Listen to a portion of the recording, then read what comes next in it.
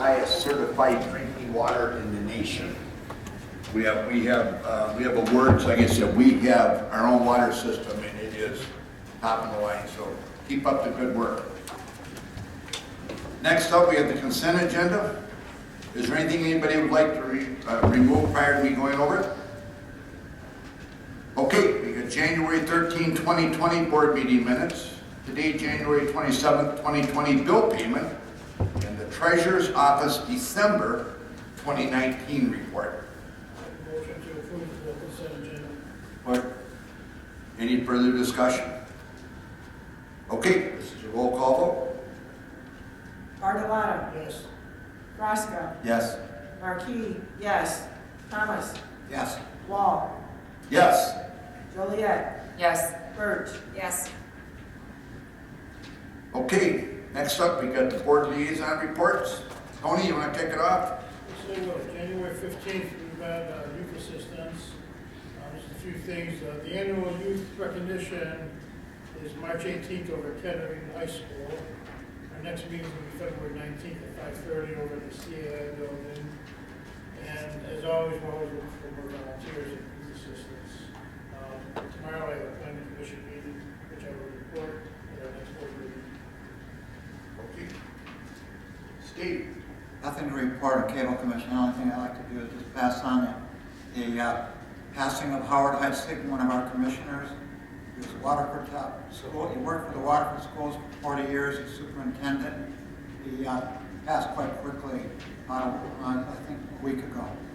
So I just want to acknowledge that. That's it. Margaret? Nothing to report. Okay. I missed the meeting at the Waterford Rec Center this month, so I don't have anything to report that I missed. Okay, for the library, we always have a lot going on. So this Saturday, there's story time. It's called Elephant and Piggy Stories. Join us for some readings of Mo Willems' great elephant and piggy stories and make a fun craft. No registration required. That's Saturday, February 1st from 10:30 a.m. to 11:15 a.m. Used book sale by the Waterford Friends of the Library, Saturday, February 1st from 10 a.m. to 1:30 p.m. and Sunday, February 2nd from 1 to 4. There's a bag sale at $5 per bag all day Sunday. There's computer basics for the computer shy, a class covering the basics of a computer, including the parts, procedures for use, and how to move a mouse. This class is for complete computer beginners. Saturday, February 1st, 10:15 a.m. to 11:30 a.m. in the library conference room. And then there's Internet 101 class covering the basics of getting online, viewing web pages, and doing basic internet searches. This class is for internet beginners who have a basic computer knowledge and know how to move a mouse. That will be Saturday, February 7th from 10:15 a.m. to 11:30 a.m. in the library conference room. And as far as for Parks and Recreation, the spaghetti dinner will be Friday, February 7th from 4 o'clock to 6:30 p.m. It's really good spaghetti. I'm surprised how good it is, just so you know, but it is good. The Waterford Recreation Center, it's on the Williams Lake Road. All you can eat spaghetti, salad, coleslaw, and breadsticks. It's $8 for 12 years and older and $4 for ages 4 to 11. And anyone under 3 is free. So in January, the spaghetti dinner had 312 in attendance and brought in $2,123.15 to support lifelong recreation programming offered by the Waterford Parks and Recreation Department. So those spaghetti dinners are really paying off, so make sure you go. Sign up now for spring and summer sports. The youth soccer registration ends March 22nd. The adult softball league registration ends April 10th. And the summer ball, T-ball through fast pitch registration ends May 3rd. If anybody's interested, contact our Parks and Recreation Department. Thank you. Sure. We had the Drayton Plains Nature Center board meeting last week, and they announced that they were going to be doing hay rides again for October, so yay, for all those that attend. And the March meeting for the Nature Center will be held actually at the CAI building due to better lighting and just easier accessibility for that time of year. We met the new caretaker, he's moved in. And as far as the ZBA meetings will start in February. That's it. Art? Just to repeat what I had last meeting, the Hess Hathaway Park meeting is February 13th. Okay. Next up is open business. We got a possible adoption of ordinance 2020-001 floodplain permit exemption repeal ordinance.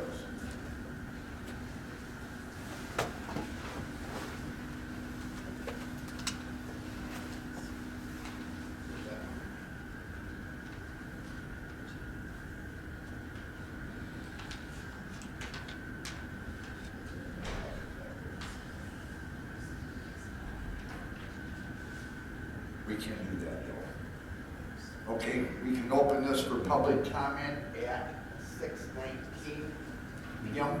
Is there anybody in the public would like to talk about this?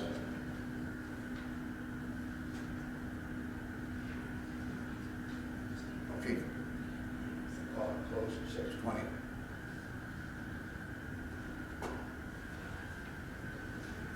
Well, I'll make a motion to adopt the ordinance 2020-001 for the floodplain permit exemption repeal ordinance. Any further discussion on that? Okay, this is a roll call vote. Markey, yes. Thomas? Yes. Wall? Yes? Joliet? Yes. Fresca? Yes. Birch? Yes. Bartolotta? Yes. Okay, next up, we have possible adoption of ordinance 2020-002, designated residential waste hauler ordinance amendment, as presented at the last meeting. Make a motion to adopt ordinance 2020-002, designated residential waste hauler ordinance amendment. I'll support. Any further discussion on that? Okay, roll call vote. Bartolotta? Yes. Joliet? Yes. Markey, yes. Wall? Yes? Thomas? Yes. Fresca? Yes. Birch? Yes. Okay, next up is a resolution. It's been verified now from the original ordinance, establishing designated waste hauler late payment penalty. I'll make a motion to adopt the resolution of of establishing designated waste hauler late payment penalty. Support. Okay, any further discussion on that? Excuse me, for those who weren't here in the last meeting, could you please explain what this is, what the penalty is and? Yes, I'll read the resolution if you want. go ahead, read the resolution. Charter Township of Waterford, resolution establishing designated waste hauler late payment penalty. On August 6, 2019, the Board of Trustees awarded a 5-year single residential waste hauler contract to GFL Environment USA Incorporated, as GFL, and adopted a designated residential waste hauler ordinance as part of ordinance number 2019-006. B, sections 9-065 and 9-066D of the designated residential waste hauler ordinance required that the Board of Trustees to adopt a resolution specifying the late payment penalty that shall be accrued and be payable, collectible, and enforceable on GFL's invoices that are not paid by the date they are due. It is therefore resolved that the late payment penalty on GFL's invoices that are not paid by the date payment is due shall be 10% of the unpaid amount. Did that answer your question? Yeah, initially, when we adopted the ordinance, the amount of the penalty was not in there, so that's why we had to make the amendment to the adoption.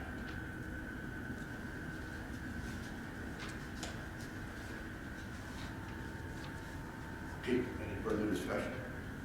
Does anybody from the audience have any questions? Yes, sir. I'd like to speak upon, I have a lot to say. And challenge you, try coming down there. In challenging what? The issue of even having a late payment.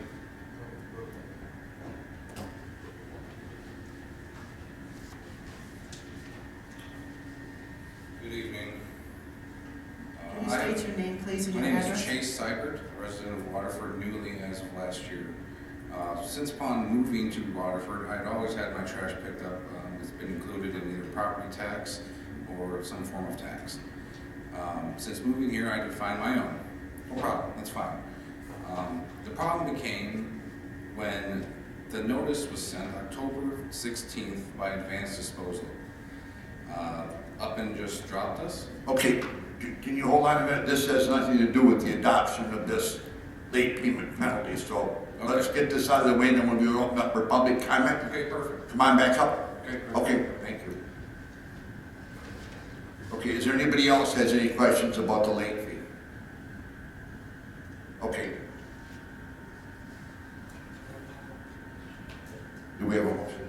We did. Joliet, she motioned, and I didn't do the second, okay. It is. Roll call vote. Okay, Joliet, Yes. Frosca, Yes. Wall, Yes. Thomas, Yes. Markey, yes, Bartolotta, Yes. Birch. Yes. Okay. Okay, next up, introduction. We have the Fire Prevention Code Ordinance Amendment 2020-003. I'll make a motion to introduce the Fire Prevention Code Ordinance Amendment number 2020-003. Support.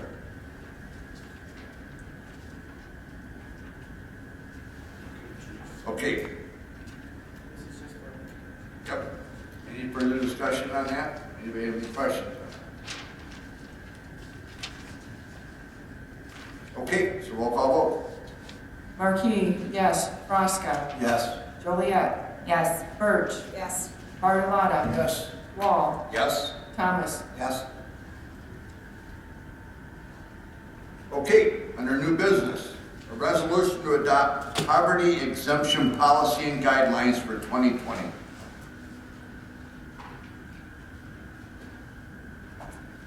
Good evening, Paula Good evening. Moore, Chief Assessor.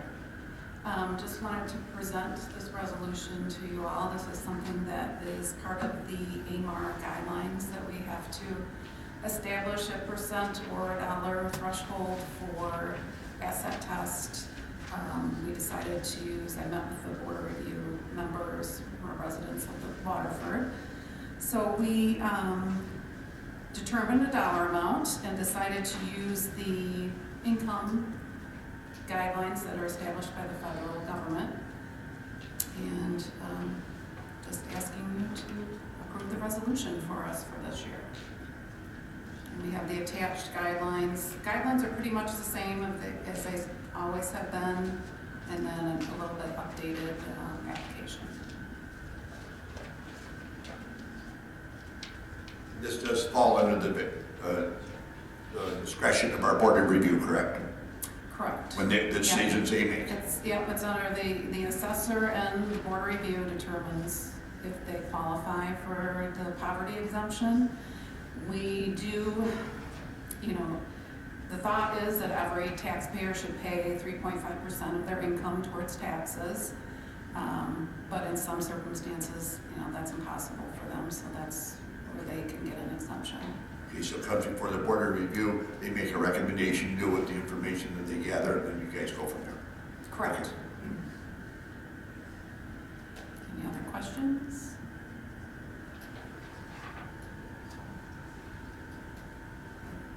I'll make a motion to adopt the poverty exemption policy and guidelines for 2020. Okay. Any further discussion from the board? Okay, so roll call vote. Bartolotta, Yes. Birch, Yes. Frosca, Yes. Joliet, Yes. Wall, Yes? Thomas, Yes. Markey, yes. Thank you, Paul. Good job putting that together. Next up, we have 2020 fire engine purchase.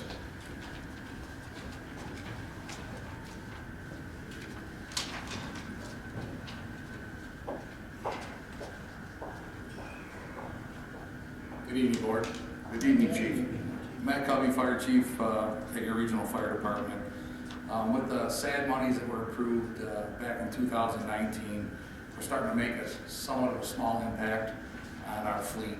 And today I'm standing before you as your fiduciary, your tax dollars, looking at spending some tax monies to purchase another engine that was approved in the 2020 budget. This truck total would be $504,027.77. After talking with Supervisor Wall and after his discussions with Ms. Birch and our budget personnel, we feel that option 4, full payment, is best to do at this time because the monies are also already set aside for that option. And I'm asking for approval of that purchase of the truck today. Be happy to answer any questions you have. And then the prepay is a savings of just almost $6,000. Just about $6,000, correct. And we're also using what's called HGAC, which is a government pricing program, and it definitely helps knock off the cost of the truck. And it also helps us customize the vehicle, especially to what our needs are, based on Waterford Township's fire needs.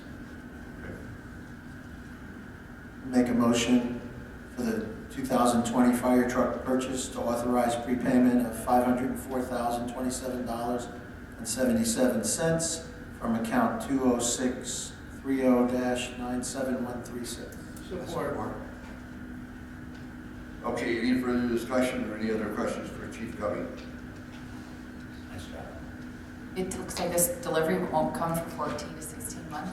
Yeah, if you talk to all the fire truck manufacturers out there, That's how they with do the that. economic downturn that there was, there's this huge need for fire trucks, and there's a very limited number of manufacturers.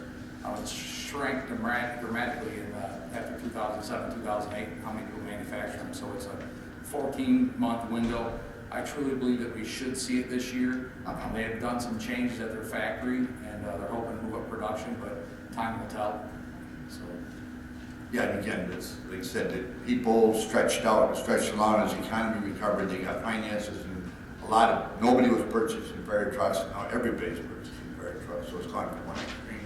It was 8 or 9 months before you could get one, and now it's out to 14 because there's no assembly line that the fire trucks go down. They build them in place. So They're hand built from the ground Yes. up, and they're struggling like everybody is a skilled labor. That's a big problem in our country, and it's facing all the manufacturers out there. So.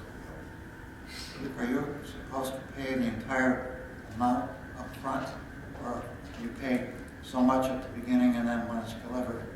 In the package that I submitted to you, it shows 4 different options, and as you pay a little bit more, it gives you a little bit more of a discount. But the biggest option of saving money is saving $6,000 by paying the full amount, which is the option 4. That brings the truck down to the $504,2777. Do we get a bond? That is correct. There's an insurance bond that goes out on these vehicles that is protected. That is part of it. I don't have the bond in hand until it's a supervisor's approval and signature, and then they issue the bond for us. Right. Prior to prepayment. So the public knows the options are 25% down, you save $1,500. 50% down, you save $3,000. 75% down, you save $4,500, and full pay, you save $6,600. And I'd also like the public to understand, these are traditionally a 15-year fire truck. A fire truck is meant to be in service as a frontline truck in a community like ours is for 10 years, and then 5 years as a reserve. We've been able to stretch our trucks a little bit longer, but if you went and looked at our current fleet, it shows. And the expenses, it becomes more and more expensive to repair the trucks as they age. Will we be able to sell our old one? That's an interesting topic. The market out of Michigan-based trucks is absolutely horrible. We have 2 of our current fire trucks that are now mothballed, and we're robbing parts from them to keep trucks on the road because they've actually had rust through holes in the frame. One has a 6-inch by about 1.5 foot hole in the rear frame right where the suspension hooks up, and it's a problem. So no one wants the Michigan trucks. I've had 2 for sale for the last year, and I've had 0 bids for 0. So they're going to end up going to auction. What are you asking? What are you asking? $25,000. But they're in the early 90s trucks, so no one wants them. I think they're worth more to scrap to be honest with you, than they are actually to sell to somebody. You say you're rounding up the parts to put on the vehicles that are on the road? right Yeah, now? so we- I mean, they're interchangeable? On our Pierce trucks, Mr. Bartolotta, that we have, we have several, twin trucks. So it's nice if we can take those parts and rob them to put on that truck. But you're not putting great parts on things. Yeah.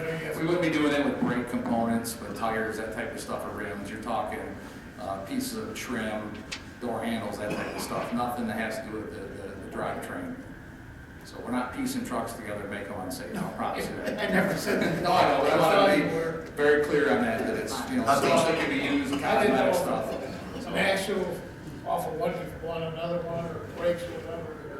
Correct. But Nothing don't- structural or mechanical. Nothing structural, mechanical, you're Yeah. looking at, doors, windows, whatever you need. It's nice to have a truck right there that you can rob. So I really have the truck on the road, to be honest with you, but it's, Michigan rust and corrosion. So we have started a corrosion prevention program. It's in its early stages to help reduce that. Usually rust-proof. You got to power wash them, with a steam power washer, and go under there, and any type of corrosion you see, there's some treatment that you can put on them. And the new ones, Matt, would you rust-proof them? They actually come with what's called a calf coating. It's an actual coating to the metal, and every single one of the frames members is calf coated. And is that something new that, They've been doing it for a long time, but I think the products have gotten better as time goes on, so it should make them last longer. But there's 2009 Pierce trucks right now, fire trucks, have a class action lawsuit against them for frame corrosion.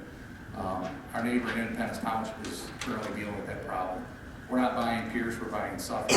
Not knocking Pierce for a great truck, but I saw this coming and I'm thinking, we can't steer our community in that direction. So, good job, man. And actually, the one truck that has a big frame hole in it is one of our newer trucks too. That's, yeah. Is it really? Yeah. Find new. 2009. within this century. It's something without a horse pull. Yeah, well, it wasn't for the 1900s. It's- Okay, anybody else? Okay, roll call vote. Frosca, Yes. Markeen, yes. Thomas, Yes. Wall, Yes. Joliet, Yes. Birch, Yes. Bartolotta. Yes.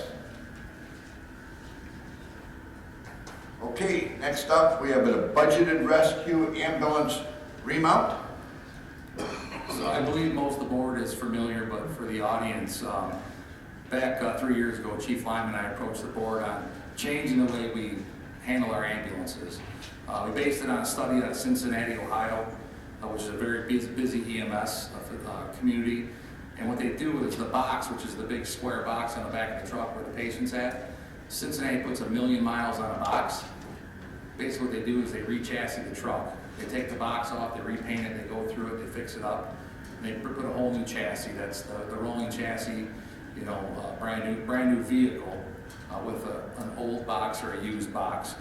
We have received 2 of those now. We just got our second one in 1st of January. And we're very happy with the product so far. And we think we're steering the community in a good direction. When I say that, the average ambulance right now is over $200,000 to replace. And without just a simple re-chassis with a box and the chassis with it, you're looking at about $135,000. You'll notice that this one is $161. But what we've done is we've added what's called a power stretcher. Our stretcher fleet is aging. I don't believe in coming and asking you for 8 new stretchers in one day when they're in the $20,000 range. So we're trying to buy one as we go and be a little bit more fiduciary responsible with the dollars and not just ask for big hits at one time. So that's why you see this one's a larger cost. And I also have in there the Eagle Graphics that does the graphics for us, Fine Watt for Business, that's doing all the graphics on our vehicles, and they're just doing a stand-up job for us. And they keep the price very low compared to what the cost is somewhere else.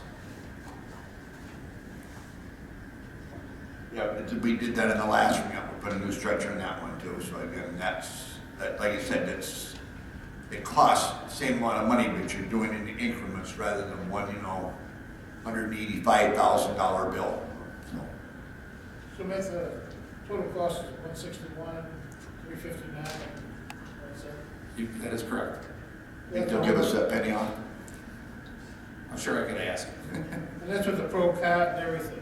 That's with the Pro Cot, correct. And the graphics on it. And the graphics, Now, yes. you say the new image ranges from 190 to 200,000. Is that just bare with nothing?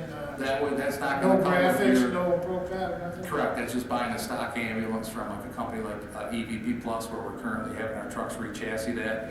The company called Wheel Coaches does it. I've heard of upwards of 240 that some of these departments are buying trucks for brand new. So the goal is that we're gonna re-chassis, and then we're gonna, keep evaluating it, and then occasionally we're gonna have to buy a new ambulance and box, but we're gonna, I truly believe we can do this at least a couple times per truck. Yeah. That's my goal. But I want to, proofs in the pudding is, like to say, is I want to make sure this is going to last for the community. I don't want to spend 160 and have a piece of junk. So I want to make sure this is truly going to last. I truly believe it is, but, time will tell. Yeah, we don't want you to buy a piece of junk either. Yeah, no. The savings gonna save about 35, 40,000 per vehicle. It's Well, closer, that's light, isn't it? it's closer to about 90,000 Yeah, I a was gonna truck. say that was Pro Cot. Maybe a little, I misspoke, 70,000, bad math today. But about $70,000 savings to re-chassis one instead of buying a new truck. When you buy the chassis, you get the chassis, the cab and everything. It's the cab and it looked like a steak truck without, Yeah. when you get it and then you add, the box goes on top of it. We are limited to what type of chassis we can buy. We have to buy either a Ford van front or a GMC or Chevy van front because the box is designed around that chassis length. Okay. So we couldn't switch to like a pickup truck front end, so we're stuck with those. We've actually went to gas. We've eliminated diesel because we've been having a lot of problems with diesel trucks with the exhaust systems that they're putting on there now. We don't drive a lot of highway mileage. We have a lot of stop and go, and it's the worst thing you can do on a diesel. And they go into what's called a limp mode, and they stop driving. They literally go about 20 miles an hour. So we're switching to gas because we don't want that happening with the patient. Here is a 2021 Ford E450. Correct. 7.8, okay. So this is gonna take about 110 days to complete. 110 days for sure. If the chassis is not gonna come in for this one until March, I've already asked the company, he's got one on order for us. He's always got them sitting there, but he's a smart company, he keeps going ahead. He's got one sitting there waiting for us. He said as soon as we get him to the rescue that we're gonna take out of service to him, he can get the box off, get it painted, get that process started. When the chassis shows up, we'll speed the process up, so we'll see. I think he's been right on about 100 days from order. How many rescues do we have? We have 8. We run 5 on the road all day long, but we need 3 spares just because of the issues that come about. Thank you, Chief. One other question. Paying for these, is there a discount payment all the time? No, there's not. You're basically paying for the chassis and then they start work right on it. So we own the box, they bring the chassis, we pay for the chassis, and then there's just a lot of hands-on work that goes into it. So we've been paying, we put a $30,000 down payment last time and paid them at the end. So I'm sure. This isn't like buying a brand new rig all. No, correct. So we'll usually do a down payment. I'll talk to the salesman, and last time it was $30,000, and then we'll pay the rest at the end of the, once we're satisfied with the vehicle, we'll pay it. The nice thing about this is, for every 3 you would purchase, you can have 4, not brand new, you can have 4 new EMS rigs, because that's a savings right there. Correct. And another thing, it's a Michigan-based company. It's in Holland, Michigan.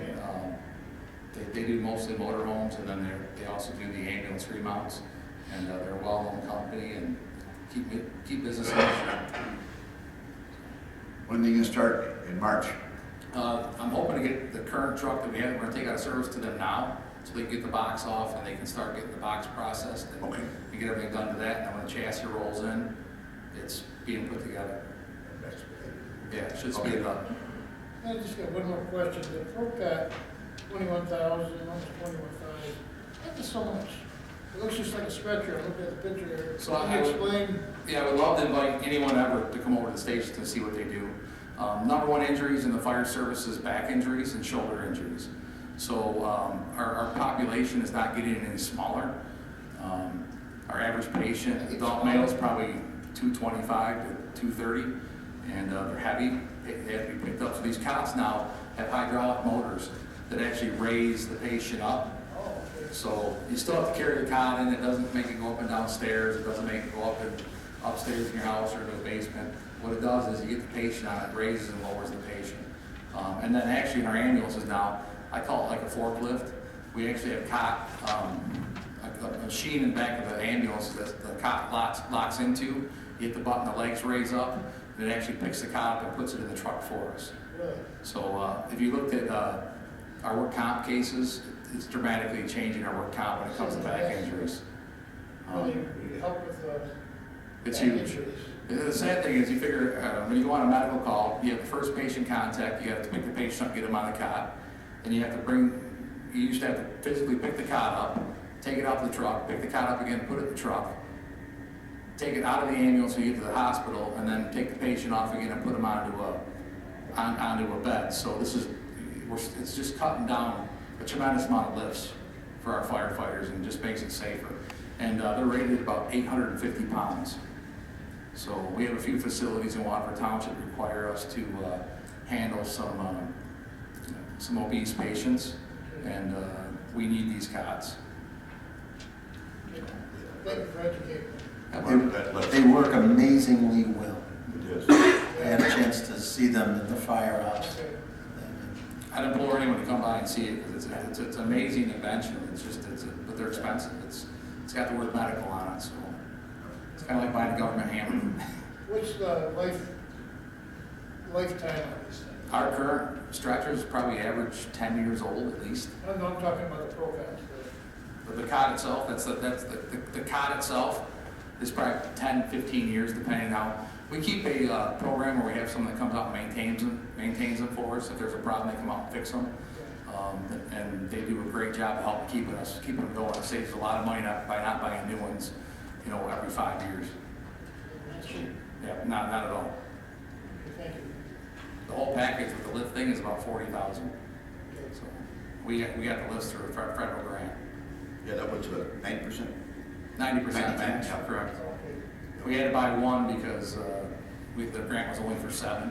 We ended up buying another one. That's what we bought from the last truck. I'll make a motion to approve the 2020 budgeted rescue ambulance remount totaling $161,359.01 from account 20630-97136. Support.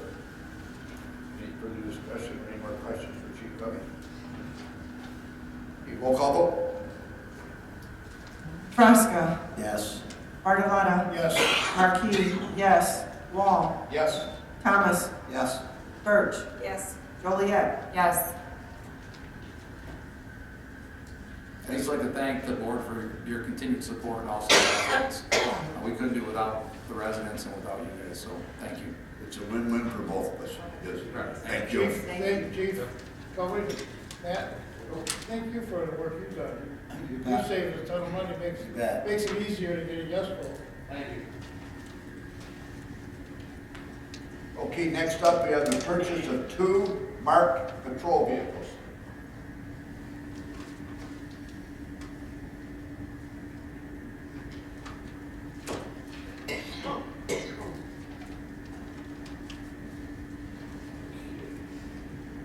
I'll make a motion to purchase 2 marked patrol vehicles in a total amount of $98,696 from budget number 20730-97136. Support.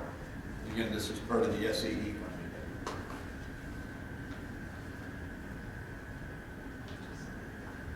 Any further discussion? I just like to make a remark that it went to Oakland County cooperative bid process. Yes. A little cheaper that was Yep. Government pricing. Yep. Okay, roll call vote.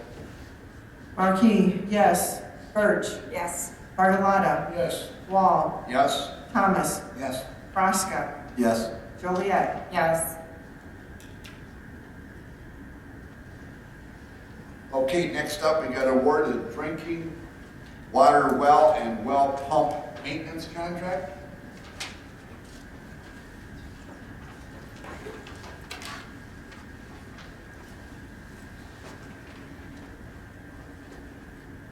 Good evening. So, this is our, for all the drinking water wells, this is the same contractor that we've been using for, I believe it's about 9 years now, in Midwest Peerless Midwest. They provide exceptional service for us, and this is a continuation of what our intention is to go through and touch every pump every 5 years, pull it out, investigate the pump, check the well, make sure everything is kosher so we don't have a catastrophic failure in the middle of high demand times. And again, they've just been doing an outstanding service for us, and I would appreciate it if we could approve this.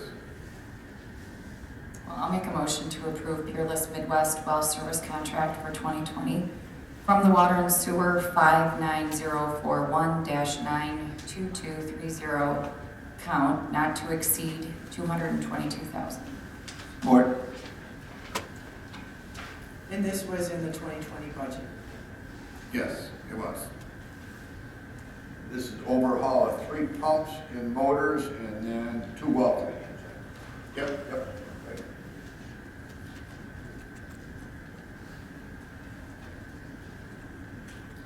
Okay, anybody else have any questions? Okay, roll call vote. Joliet, Yes. Frosca, Yes. Birch, Yes. Bartolotta, Yes. Wall, Yes. Thomas, Yes. Marquis, yes. Okay, next we got the 2020 State of Michigan Wellhead Protection Project Grant. Again, this is kind of a continuation of work that we've done in the past. The state of Michigan requires us to maintain a wellhead protection program, which is basically education of the public, and we have maps that are required for different types of businesses. So, you know, if they're dealing with hazardous chemicals or whatever, we have to educate the businesses as well. And this will be a reworking of the entire program. What we're asking tonight is just to recognize the revenue coming from the state of Michigan. This is an $8,500 grant for the $17,000 project that we're gonna have in 2020.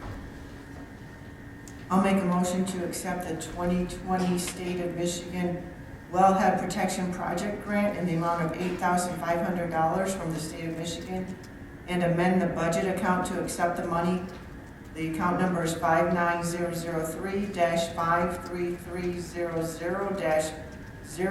59003-5300-0631. I'll support. Okay, any further discussion on that? And again, with your own freshwater system, it's critical that we have the wellhead protection program in place. So It is indeed. it's good that we can get money to help pay for that and offset the cost. So.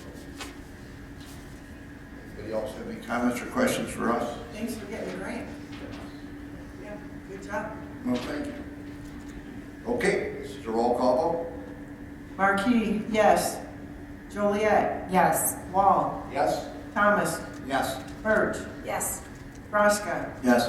Bartolotta. Yes. Okay, you guys are busy over there, Russ. Now we have the 2020 sewer lining contract to Liquiforce, which is now granted. This is a two-step process on this particular one. What had happened in 2018, when right towards the end of the season, we were doing some repairs, and they found some additional repairs from the initial inspections, and we gave them the go-ahead to get it done, and my intention was to come back early in 2019 and get the budget amendment, and you know, that was when I was having some issues and was out for a little while. So what we did was we just took it out of the 2019 budget. So The budget amendment that I'm asking for is actually from the 2018 budget, but due to my issues last year, we didn't get it amended. You know, when I came back in March, of course, that wasn't high on my priority list. It kind of dropped off, so to speak. You know, it was kind of a busy time after 3 months off. But then, if we can get that budget amendment and then approve for the 2020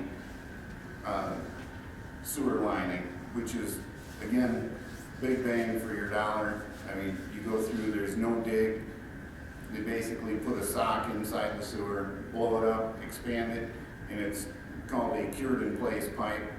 So they cure this pipe in place, and it's not a new sewer line, but it's very, very effective, cost effective wise. So we've been able to do, at the $250,000 a year, that basically is about 0.5% of our system annually. So we're scratching the surface, but not much more than that. We're getting in and getting some work done anyway. We're getting something done. We are moving forward.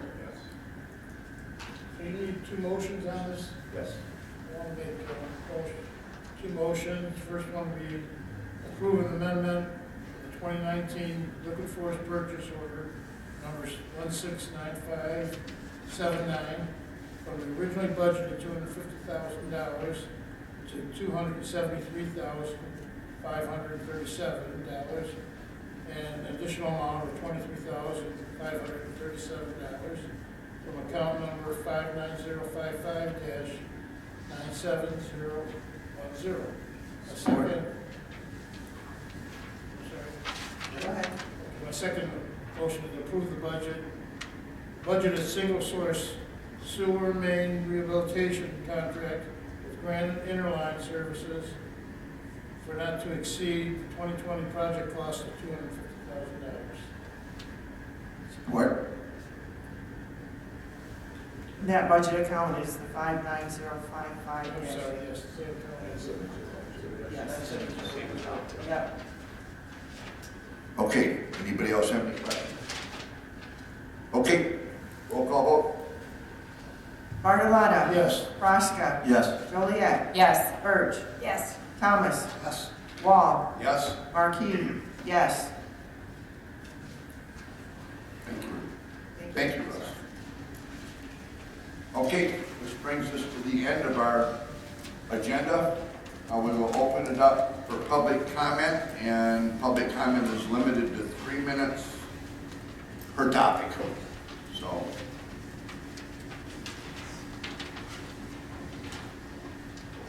Good evening, my name's Chase Seibert again, speaking on the late payment penalty issue that I have. Quoting WXYZ report on November 6th of 2019. Supervisor Walls, we could have done more, yeah, in an ideal world, yes, but we did talk to GFL. Well, I find issues with that, especially given the monopoly that's been created and now contracted for 5 years. Short-term pain for long-term gain, possibly, but there has been a lot of pain, especially if you were a part of the advanced disposal route, which I was. We were given a notice on October 18th that they were halting pickup. Later, we were issued a reimbursement, which was half payment for what was left of my quarterly payment that I had given to them. So based on what I was being taken on was $13. Very minimal, yes, but if you times that by the alleged 11,000 customers that Advanced Disposal had dropped in the city of Waterford, that's about $150,000 that they gained off of dropping our citizens. And now, instead of making things easy for the citizens by monopolizing it and going to GFL single carrier, which is fine, I have no problem with that. But we should not see a bill. There should be no possibility of a late payment. Americans see a lot of bills as is. We see a lot of papers coming to our homes. The last thing in 2020 that we need to deal with, especially in Waterford, is another bill coming to our citizens' home. And even the possibility of a late payment, I find absurd. There's no point to have it, just attach it to something. Whether it's water or our property taxes, we're talking about, what, $150, right? It's very minimal, especially for quality of life, which I think is not that hard to do from the council to help our citizens in monopolizing things the way they are. I mean, hopefully it doesn't turn into something like an Obamacare situation where it's short-term pain for long-term gain, and now we're paying for it in the end. Especially coming up, it's gonna be 5 years. We don't know what's gonna happen after that when we go to renew the contract, which we're stuck with GFL.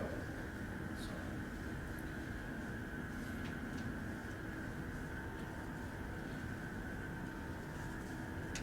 What do I have? And the $165, which I find issues with from GFL after I was dropped abruptly. So now you have a median income in Waterford as of 2017, $68,000.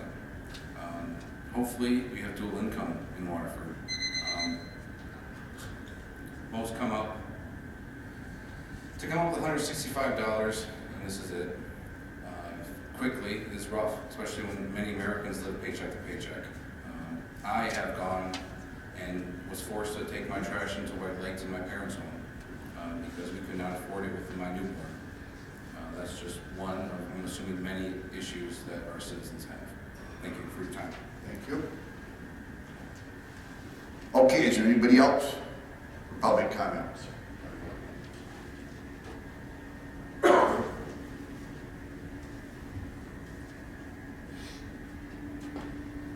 Okay, Make the motion to adjourn. support. Any further discussion on that? All in favor? Raise your right hand. Opposed?